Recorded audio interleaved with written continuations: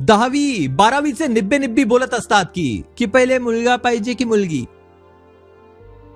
ती बोबड बोलत आहे 12-12 वर्षाच्या.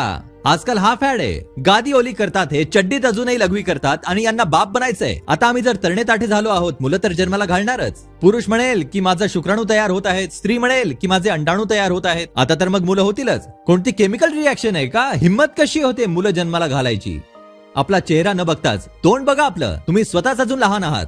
एक जागृत समाज असेल तर त्यात खरोखरच पालक होण्यासाठी तुम्हाला लायसेन्स घ्यावं लागेल.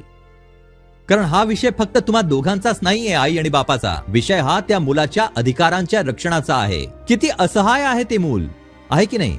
आणि 2 मूर्ख लोक दिवसभर त्याच्यावर चढलेले आहेत. काहीच करू शकत नाही ते. तर ही काय कोणाची व्यक्तिगत बाब आहे की हा एक मोठा सामाजिक मुद्दा आहे? तुम्ही जर बाळाची चुकीची जडणघडण केलीये तर त्याचा प्रभाव संपूर्ण समाजावर पडेल की नाही?